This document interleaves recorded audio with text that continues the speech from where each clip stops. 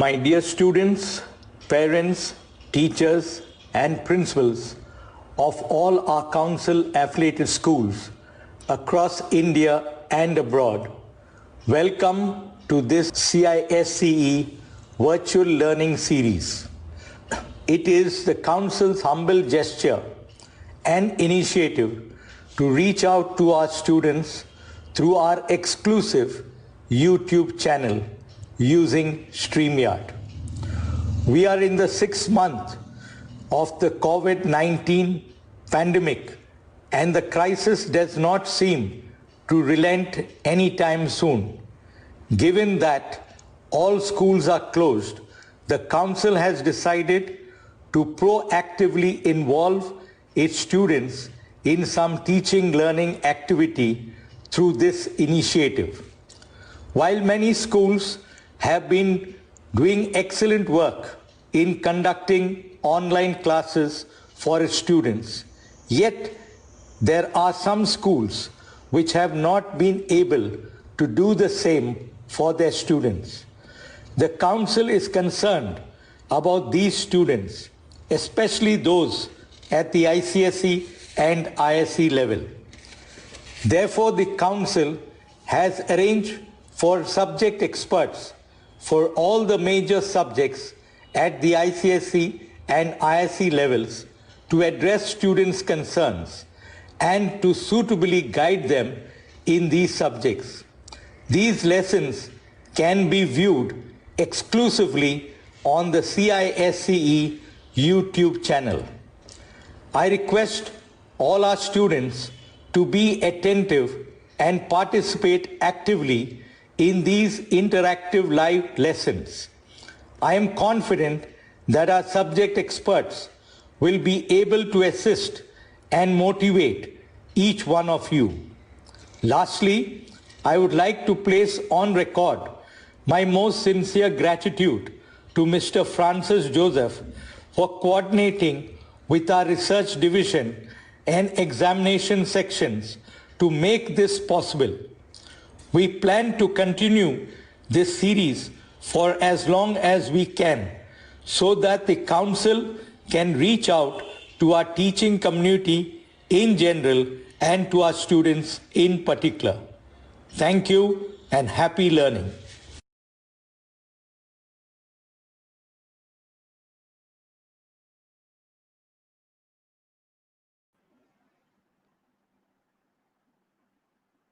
Good afternoon.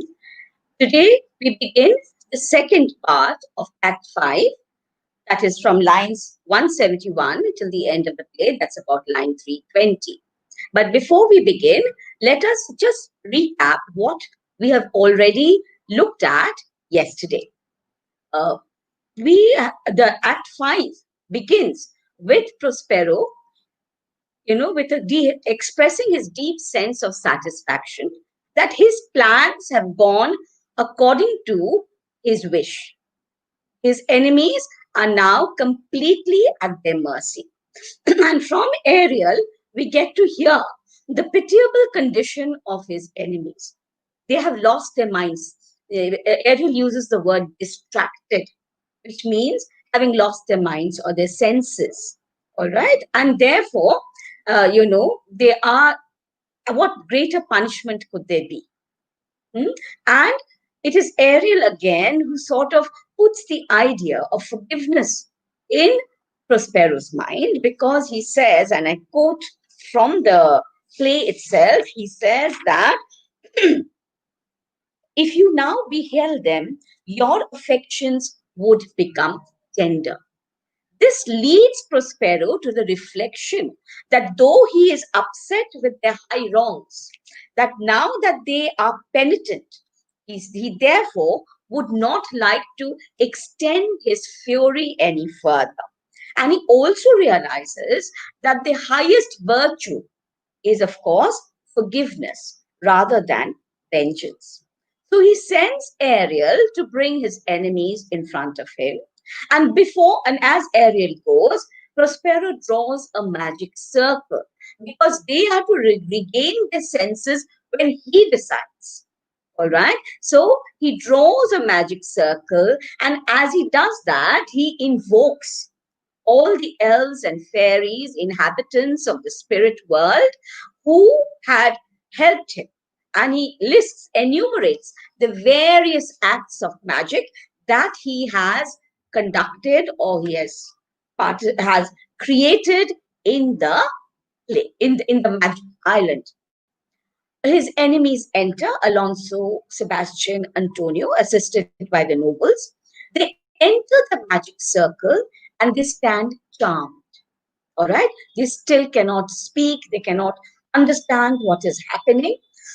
And Prospero, in turn, he goes and greets them. He greets Gonzalo first because he is grateful to Gonzalo. Remember, Gonzalo was in a large way responsible for all the help he had received. And the fact that he was in this island and he had all the necessities because he'd been just put on a ship which had nothing. And the intention of his enemies, of course, was probably to let him sink. He doesn't sink. He comes to the island. He next greets Alonso. What's surprising here, you find that he doesn't show too much of an animosity towards him. Almost as if he tells him he just tells him that you treated my daughter and myself most cruelly, but you have already been punished for that. He then addresses Sebastian and Antonio, and the tone is slightly more stern as he reminds them. And of course, then he realizes that nobody is actually recognizing him. Probably, and this, of course, you remember, we also have to take a certain amount of what shall I say, artistic liberty, all right, that they can't recognize him. So he changes his magician's costume to that of the Duke of Milan. And he asks Ariel to go to his cell, get his clothes, and he dresses as he was, he says, sometime Milan. At one time, he was a Duke of Milan. And he also, because this is the reconciliation, everyone is coming together at the end of the play. Therefore, he sends Ariel on the next task, that is to get the uh, the crew and the master of the ship. Remember, Ariel had put them to sleep, had put a charm on them so that they had gone to sleep. Gonzalo, interestingly, is the first person who regains his senses because, of course, Gonzalo is a person who has not harmed Prospero in any way. So, therefore, he regains his senses. He's seen too much. He's an elderly person. Remember, he's also experienced the harpy scene. Before that, when Antonio and Sebastian were trying to murder him and Alonso, they said that they had heard the roaring of lions. So, he feels that this island is, in a way, a frightening one. So he says, all torment, trouble, wonder, and amazement inhabits here. Prospero greets Alonso and he embraces him. And you find Alonso also regaining his senses, but he finds it a little difficult to accept Prospero, all right? Because since, they'd all sort of thought that Prospero probably had died. So you find that slowly he helps them to regain the senses, and they all think, especially Alonso thinks that that he is experiencing some of the subtleties, some of the magic, the enchantment of the eye. He also expresses his remorse. He tells Prospero, of course, he doesn't know that Prospero already knows. He tells Prospero that he lost his son in the shipwreck, and Prospero tells him that he had also lost a daughter. Of course, you and I know that Prospero is being a little cryptic here.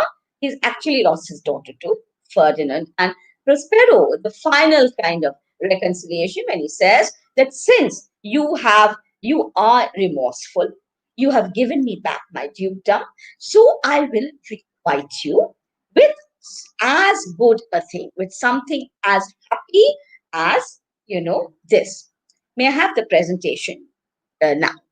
He uh, takes them into his cell. Now, on a Shakespearean stage, It was an apron stage, isn't it? And there would be a recessed room, probably just, there would be a curtain across. So, probably in a Shakespearean production in Elizabethan times, this was, of course, in Jacobean times, the curtain would be removed. And what do we see?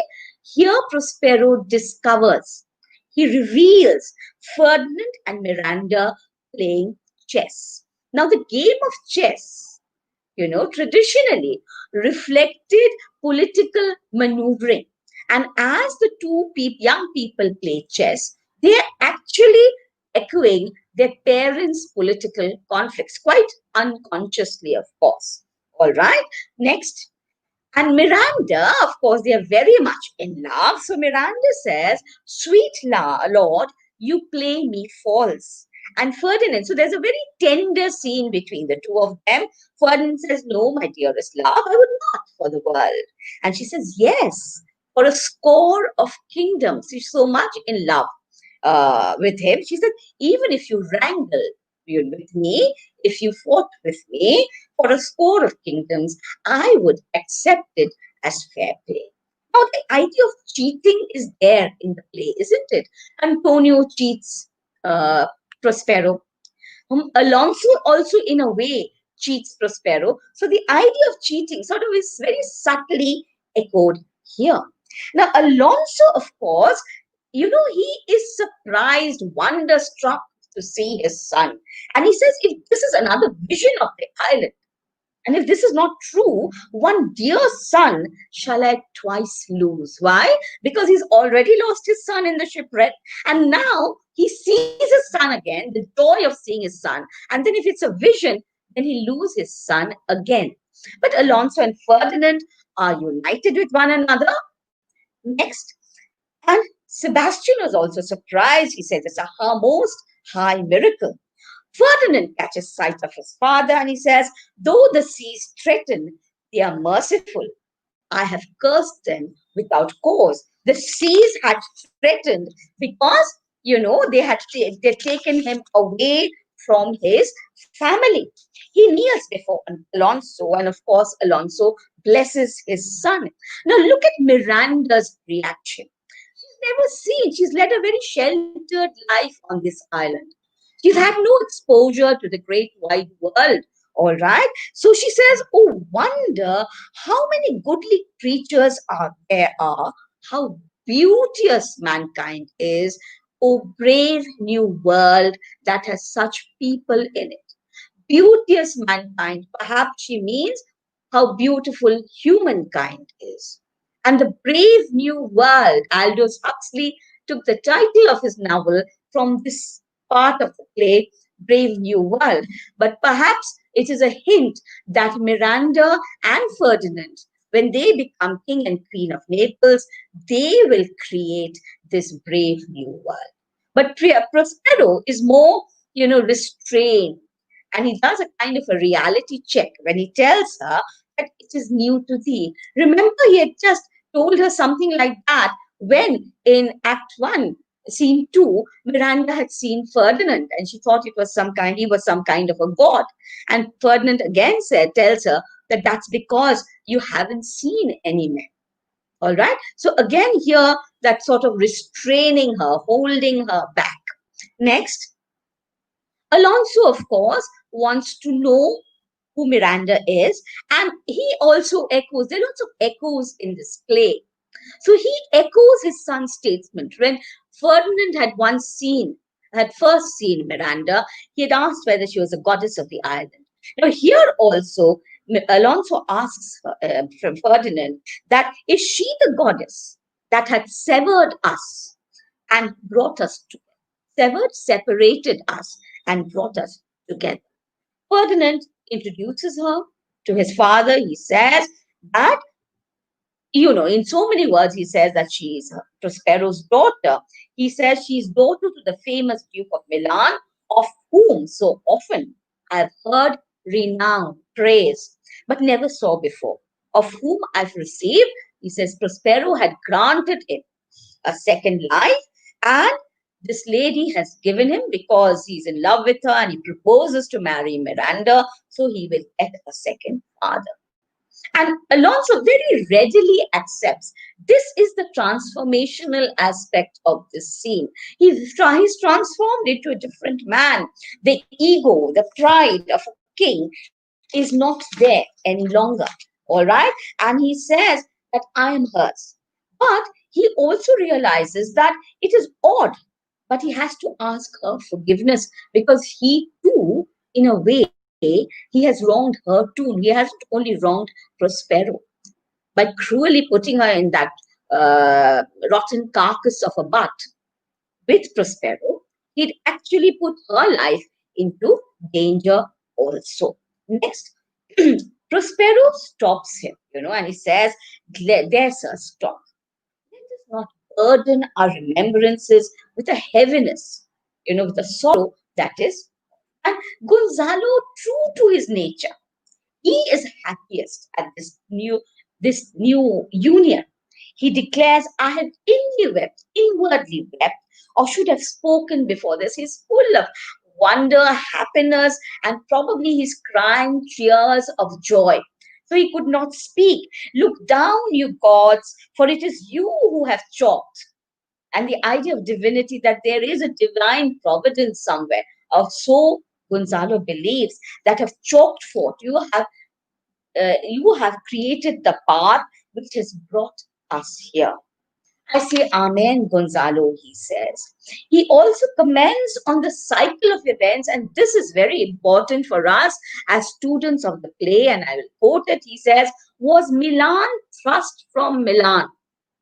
So was the Duke of Milan, Prospero, thrust from Milan so that his children should become kings, or in a wider sense, rulers of Naples, who rejoice beyond a common joy and set it down with gold on lasting pillars. It should be recorded for posterity."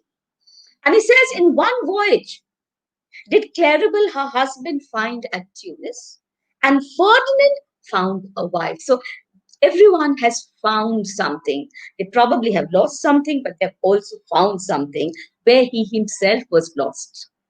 All right. Prospero, his dukedom in a poor island. He created his dukedom in a poor isle, and all of ourselves when no man was his own. Very important point. He says, all of us have found ourselves, may have come to some realization about ourselves. Now we don't know about others, but Alonso certainly has come to a realization about himself. All right, Gonzalo was always well meaning.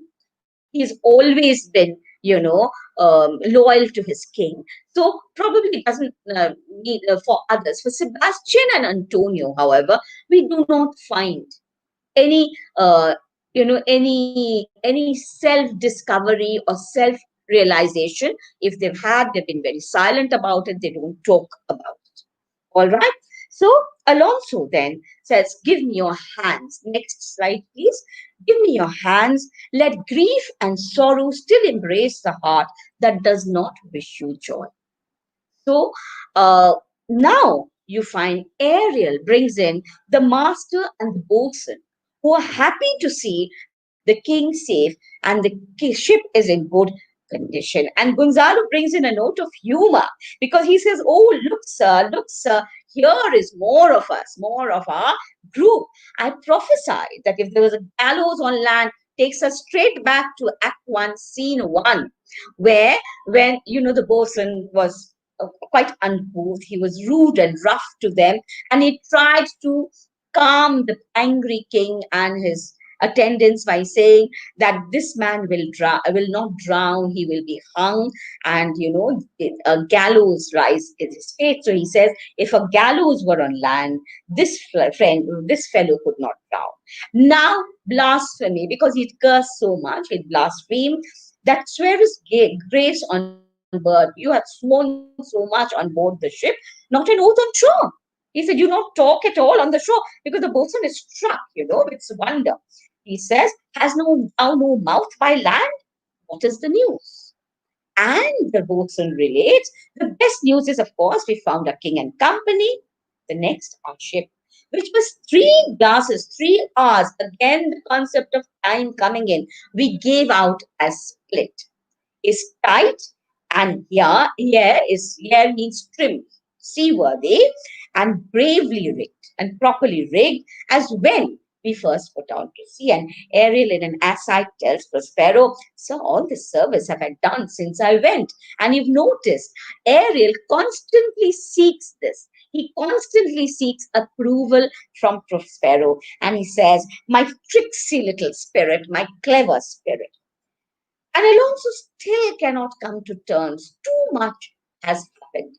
So he says these are not natural events. They strengthened from strange to stranger. You're reminded of Alice in Wonderland, where Alice says curiouser and curiouser. So here too, it's becoming stranger and stranger. See, how did you come here? You on the ship, he says. And the bosun says, if I did think so, I was awake. They're not really sure whether they're awake or they're still dreaming. I would try to tell you. We were dead of sleep, and how we know not, all clapped, all put under the hatches. All right. And how we know not, but even now, with strange and several different noises of roaring, shrieking, howling, and jingling chains, and more diversity of sounds, all horrible. We were awakened straight away, put at liberty, and they came here and they were very happy to see our ship, and the master was capering, was jumping, dancing with joy to see her. So now you remember that, look at these horrible sounds which made them awake. All right, awaken. Ariel had done a similar thing to frighten them, isn't it? He had gone to the ship and taken the shape of fire, and he had struck fear in the hearts of the king, his companions, and also the sailors. And which is why, Ferdinand had jumped into the sea saying, "All hell is here." So he relates now. You see again that Ariel had done it. As soon as we hear about the terrible sounds, we remember what Ariel had done before. And Ariel again says, "Was it well done?" When we think of Ariel's character, there's this childlike aspect to it. All right. Just as a child always asks his mother or his teacher, "Did I do correctly? Was it correct?" Here too, Ariel, there's this childlike quality about his character. And again, Prospero, assures him, he says, "Bravely, my diligence. You're a very diligent, hard-working spirit." And he assures him, "Thou shalt be free," because he knows that Ariel longs for freedom. And Alonso and Gonzalo are very finding it very hard to reconcile themselves to what has happened. Next slide, please. And he says this is a strange maze. All right, that it is almost like a maze that they're going, a confused series of paths which they are traveling. All right, and there is in this business, and unconsciously he's speaking the truth when he says there is in this business more than nature was ever conduct. It's not natural, it is more than natural. Some oracle, and an oracle, as you know, was considered in Greek mythology to be the voice of God. So he says some oracle must rectify our knowledge, must tell us actually what has happened, improve our knowledge, inform us about what has happened. And Prospero reassures him. He says, "Sir, my liege." Now that he's the Duke, remember, again, Alonso is his overlord, isn't it? "My liege, do not trouble your mind with beating on the strangeness of this business." Of course, he knows that even if Alonso worries about the strangeness of the business, he cannot really understand everything, because everything has been, or quite a lot of it, has been achieved through Prospero's use of his magic. At our picked leisure, when we find some time, we shall be shortly single at a proper time.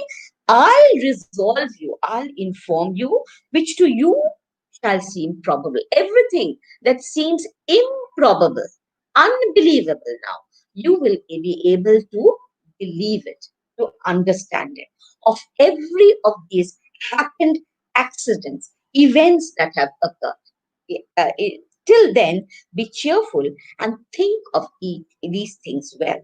But he's got more work for Ariel. He says, come hither, spirit, set Caliban. So he's in a magnanimous state of mind, He says, set Caliban and his companions free. Remember, earlier on in Act 4, he had said, I will trouble them.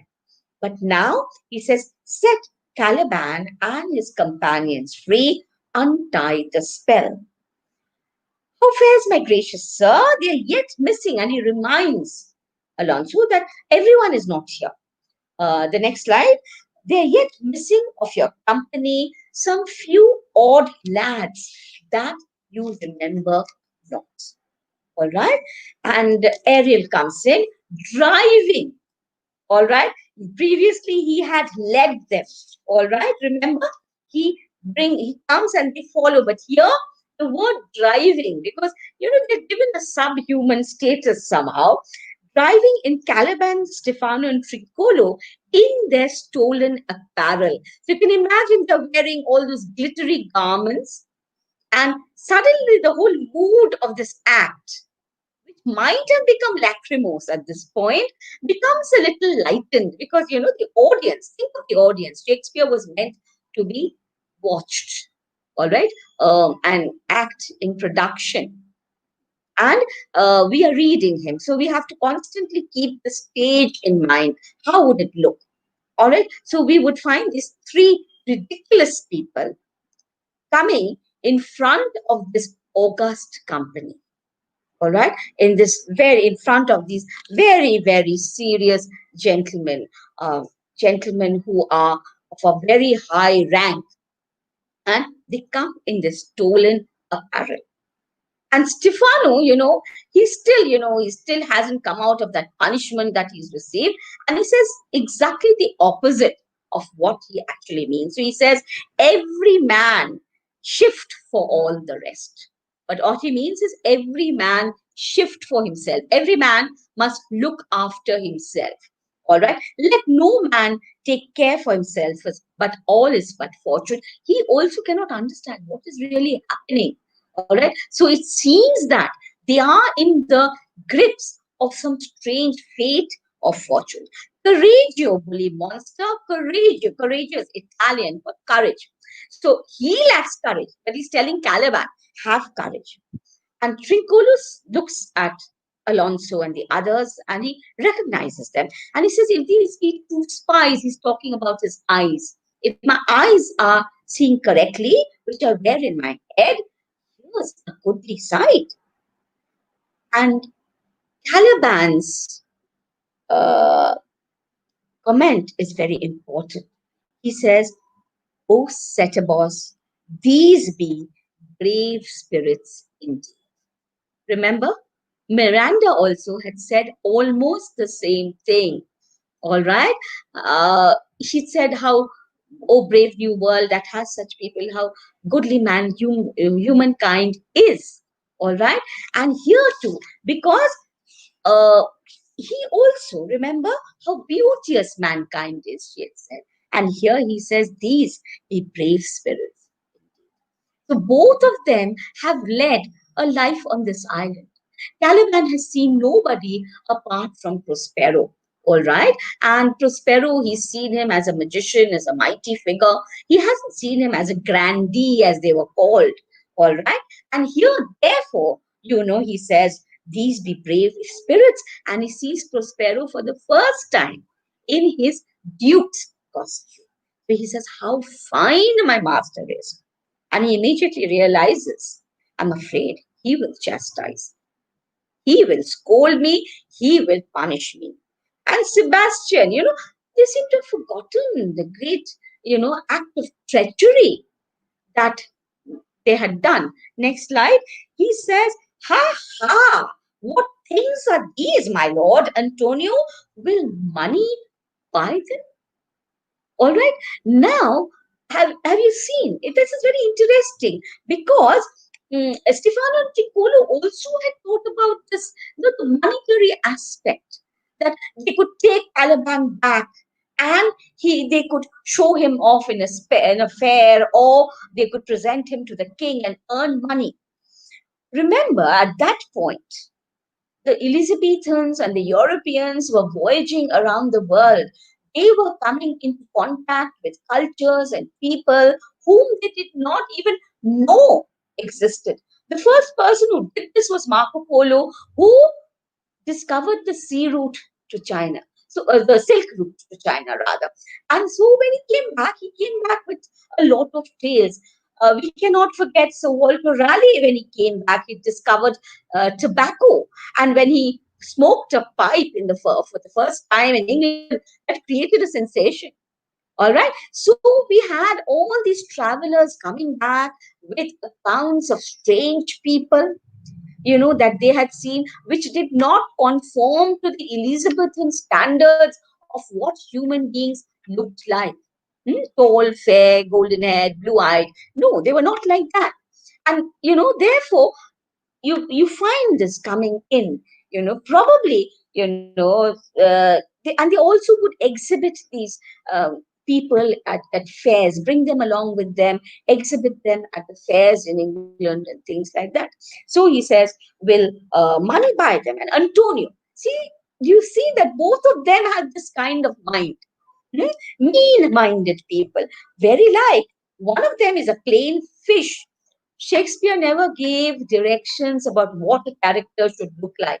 We derive the directions from the conversations of the characters. So one of them is a plain fish. They had also talked about his fishy smell, all right, and no doubt marketable. Prospero points to the badges, the insignia that the servants of Alonso would wear. He says, mark but the badges of these men, my lords, then say if it be true. And he admits that this misshapen knave, he's talking about Caliban. And you remember, and you'll note he's always very derogatory when he's speaking about Caliban. This misshapen knave, his mother was a witch, and he repeats the story, and one so strong that could control the moon, make flows and ebbs, could control the ebb and flow of the tide, and deal in her command without her power. So she could use her power. These three have robbed me, he accuses them. And this demi devil, please note the adjectives which are used for Caliban, for he's a bastard one, had plotted with them to take my life. Two of these fellows, you must know and own, this thing of darkness, he says, I have to acknowledge as mine. So, somewhere there is an acceptance, all right, that Caliban is his. So, he does not show this responsibility at the end of the play. Caliban is scared about the punishment that he will face. Next slide. I shall be pinched to death. And Alonso says, is not this Stefano, my drunken butler? He's drunk now. Where did he have the wine? And you and I know that he had clung on to a cask of wine at Camacho and had kept on drinking from that time. And Trincolo is reeling, right? Where should they find this grand liquor that has gilded them? They're looking flushed, all right? And he says, how did you come in such a pickle?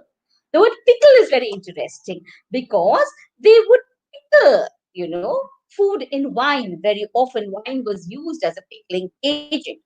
I have been, and Trincolo, being a jester, remember, therefore he plays on the word pickle and says, I've been in a pickle, difficult situation since I saw you last, that what I fear me will never out of my bones. I shall not fear fly blowing, because I've been in such a pickle. The second pickle is the pickle that we have, that because they're preserved, food is preserved, flies will not assault me. Why, how now, Stefano? Oh, touch me not. I'm Stefano, but a cramp. All right. The punishment that Prospero has given him, and therefore he's suffering from cramps. You will be king of the Isle, Sirrah. So Prospero, asks him, you want to be king of the Isle? I should have been a so one then. and the play on the word so. We see word play here. That so one, I would be a bad one. I am so with pain. All right. This is a strange thing as I ever looked on. He's as disproportioned in his manners as in his shape. Go, Cyril, to my cell, take with you your companions. And this is the task that he gives Caliban. He says, go and decorate my cell. And as you look to have my pardon, you want to have my pardon, trim it, decorate it handsomely. And Caliban's realization, see, the others don't realize. And what is Shakespeare trying to say? Is he trying to say, remember your Merchant of Venice, that, today's modern analysis of Merchant of Venice looks at Shylock in a different viewpoint. All right. Similarly, here, Caliban achieves self realization or awareness, whereas the other two don't. He says that I will be wise hereafter and seek for grace. What a thrice double ass was I to take this drunkard for a fool and for a god and worship this dull fool. So, he's come to that realization that he's been foolish in reposing faith in people.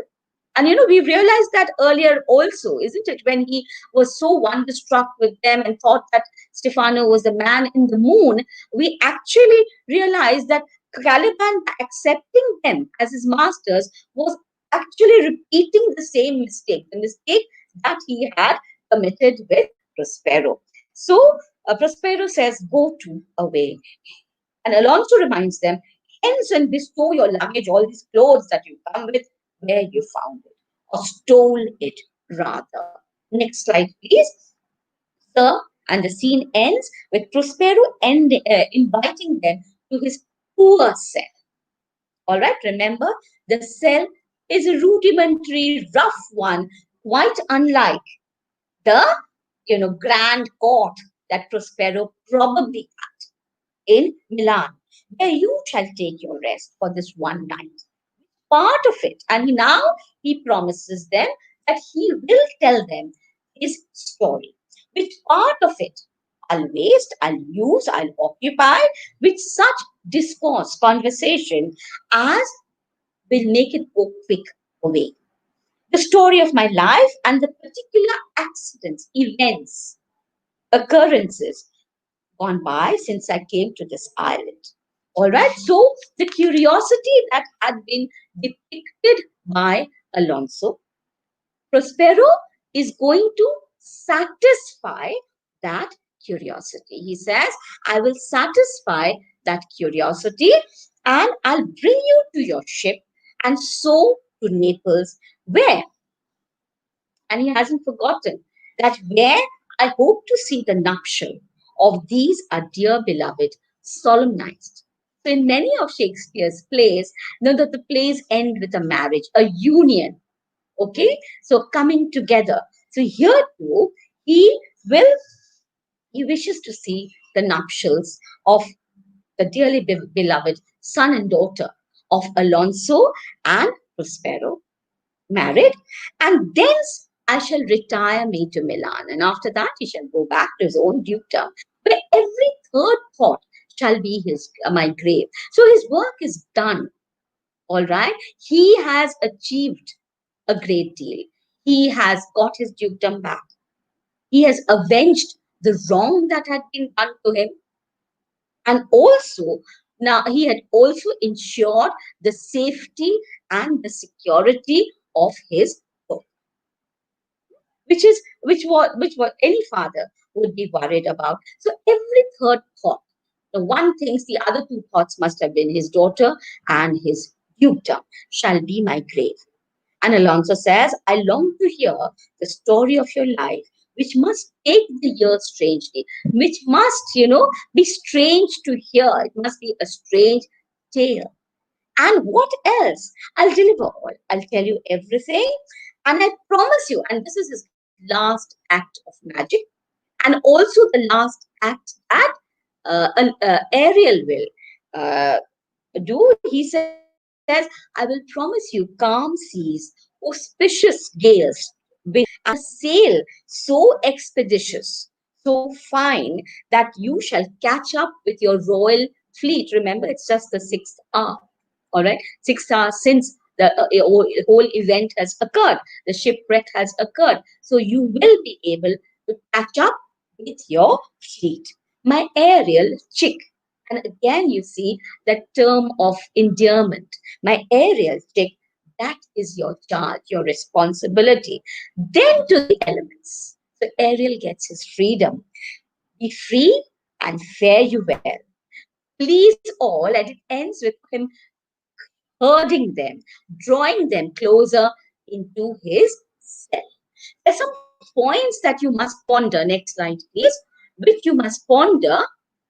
The theme of revenge draws to a conclusion, you'll find, with reconciliation. With everyone being reconciled, you and I, as the audience, probably still um, wonder whether Sebastian and Antonio have got their just desserts.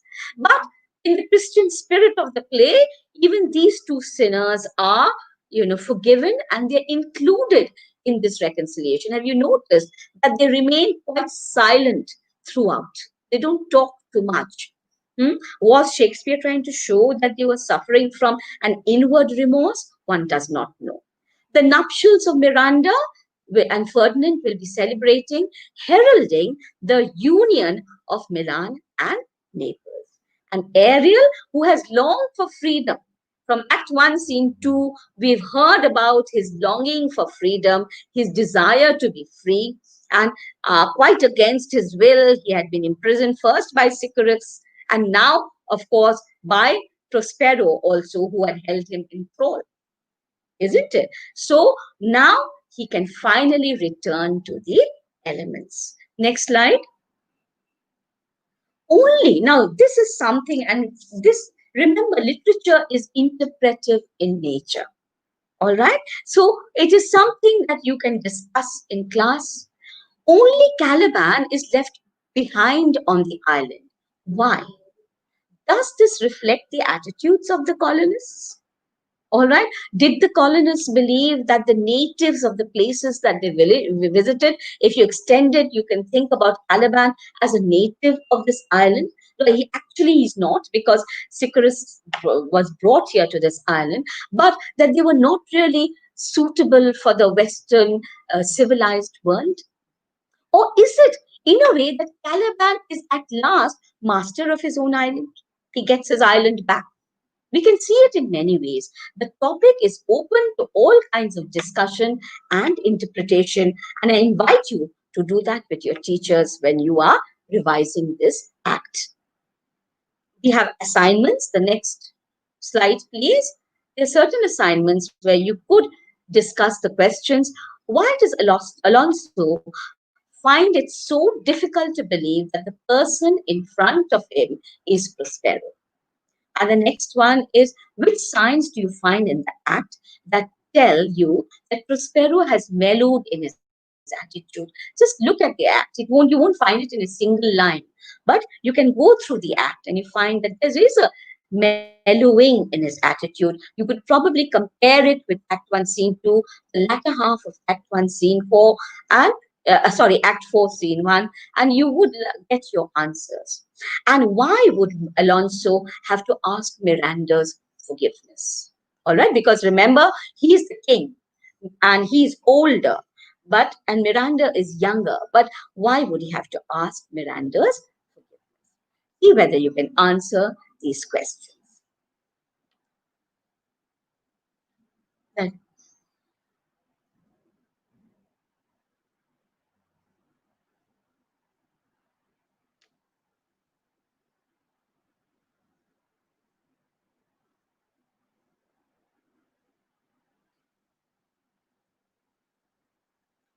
We've got the first question. What is Prospero's state of mind at the end of the play? It is a state where, he's achieved what he set out to do. There's a sense of satisfaction. And also, there is, he's also sort of getting ready. Otherwise, he would not have talked about every third thought would have been of my grave. His deeds are done. And now he can think about a life of contemplation and of giving up. Again, it is in the spirit of the play. Why does Prospero pardon Caliban and his companions? I expect it is in the spirit of the play that Prospero, the Caliban, also has tried to plot against him, but so have Sebastian and Antonio and Alonso. We cannot forget that. So probably it's only justice that if he has forgiven them, that he should forgive Caliban and his companions, and their threat to him was not a threat at all. Because right from the beginning, you and I have realized that it was a plot that was doomed to failure, because you had two foolish people whom Caliban had thought of as his co-conspirators. And obviously, that would not have succeeded. Badges. Just as you people, school children wear badges, what do the badges show? That you belong to a particular school. In those days, even today in offices and things like that, you'll find many of the people who are working there, they wear an insignia on their pockets. All right. So in those days also, that you belonged to a king's company or a duke's company, they would wear us an insignia. So look at the badges of this man. They would be wearing insignia of Alonso. He's a cram because what does Stefano mean when he Caliban had told them that Prospero sends his spirits to pinch them and to give them trouble, so him trouble. So probably he done the same. So he is all in a cramp. He's suffering from a sore body. All right. So that's why he says that he is a cramp.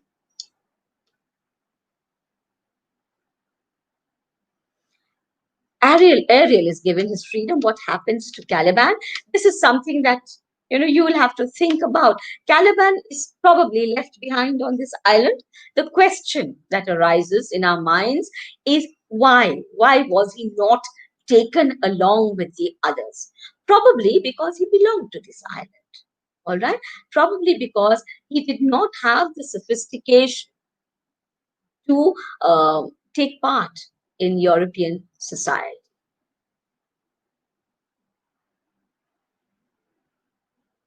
Why would you call him an evil scholar? He is a scholar, and his scholarship is not in question here. He's not an evil man. He's just a wronged man. And when you're wronged, you will do a lot of things to, to avenge the wrong that has been done to him. And perhaps his scholarship, his a great mind, helped him to achieve his ends. We can interpret it in that way. Does Brave New World refer to the post colonial era? Shakespeare wouldn't have known about that, isn't it? He's just looking at a new, probably a new world, a new system of governance. Remember, he's already talked about that with Gonzalo. So post-colonial is a term that is very modern. It's very 20th century.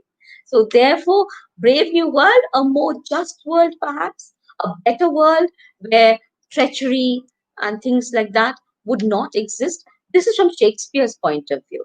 Miranda, of course, thinks of a brave new world because her world was the island. And now she's looking at the larger world. Yes?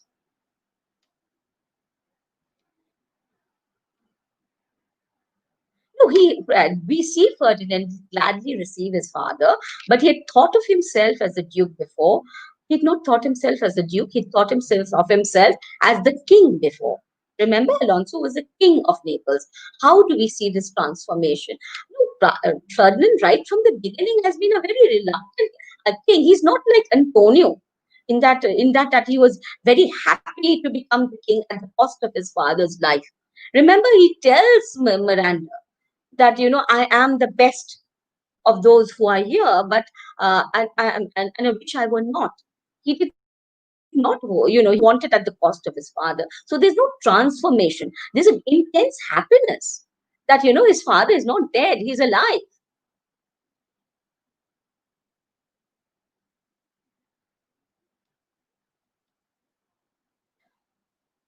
I don't think so. Miranda remarking about them as beautiful human beings, is it a hint by Shakespeare to state appearances are deceptive? No, Miranda's sense of wonder is being, this is my interpretation. You're free to think otherwise. But I don't think, because the appearance and reality idea does not come here. All right. So it is Miranda's, spontaneous remark. It is a remark of an innocent, of a mind that has remained in its innocent stage when she sees such, apparently wonderful human beings, all in the glittering costumes. So she thinks that this must be representative of a brave new world.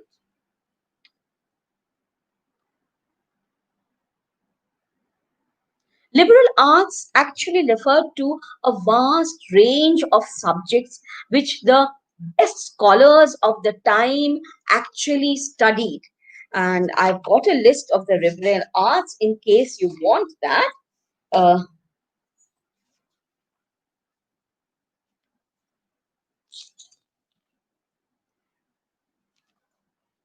it contained grammar, logic, rhetoric, arithmetic, geometry, music, and astronomy. And magic obviously could not. Can you see the level of these subjects? Obviously, magic could not match up to these subjects. But he dabbled in magic. So did King James the First. And probably Shakespeare had done this because he knew James the First was so interested in magic.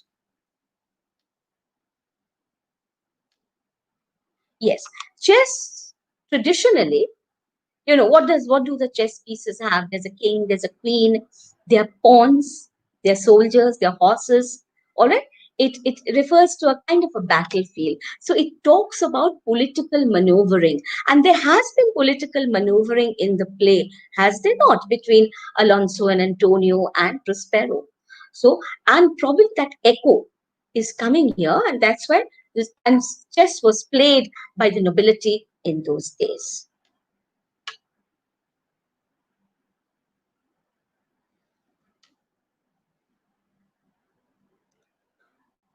On the face of it, because we do not have Antonio saying anything, there's unresolved conflict. Can we actually call Act 5 the resolution of the play when there's unresolved conflict between Antonio and Prospero, as the former is not remorseful about his wrongdoings? Now, Antonio does not speak, all right? Sebastian and Antonio do not actually talk, all right? But Antonio, after having undergone this entire experience, he would be rather foolish to try to commit the same mistake again. And Prospero also has learned his lesson, so he would be more watchful.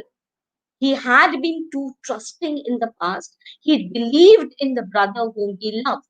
So, therefore, I would not say that for just for Antonio we cannot call it a reconciliation.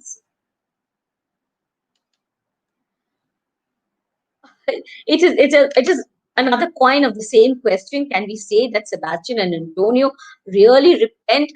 That is left in abeyance. Because again, may I repeat myself, it is, do they really repent? We do not know. We do not know. They remain silent. But Prospero seems to have given them a fright. All right. He's punished them a great deal. And probably he thinks that uh, they will ultimately repent, or they are remorseful. I don't think they repent. I personally don't, but they're remorseful. Also, remember Brave New World, the idea. So, the idea is that they will always be, and let's think of Utopia also. Let's think of Gonzalo's Commonwealth also, that there will always be a few dissatisfied elements in any kind of republic, and probably these will be the dissatisfied elements. But Alonso and Prospero being more in command now, and Ferdinand will have the tutelage, so probably they would keep these elements in check. And we probably come to the last, Prospero's reaction to Antonio and Sebastian, uh, he is angry with them. He's very angry with them, and he's very threatening with them. And that's another reason probably we must think that they would probably not do anything. He says that if I want, I can invite the king's wrath on you. All right. So his reaction to them is threatening, and he's very much in the saddle. He's very much in command, and one assumes that he has them, totally under control. What do you mean by myself were muddied in that oozy bed?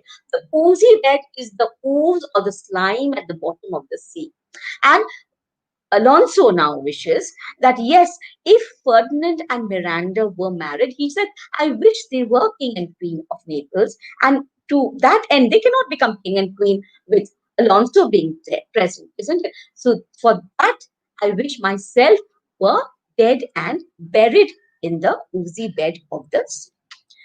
How beautiful mankind is. She is, what does Miranda's remark, how beauteous mankind is, tell you about her? Miranda's remark tells us first about her innocence, that she's unpracticed uh, about the world. She does not know about the world at all right? And also, she is probably a person who tries to look at the best side of human beings. Remember, the only negative that she utters in the entire play is about Caliban. That's the only person about whom she has something negative to say. All right. So therefore, when she does say this, you find that there is a her positivity, that she's optimistic. She represents the brave new world in a way, isn't it? And therefore, in the brave new world, there would be everything that is good and wonderful. And this is the final question. The final task given to Ariel by Prospero is to ensure that there were good winds, which will ensure that Alonso's ship will be able to sail well and happily back to Naples and catch up with the rest of the fleet.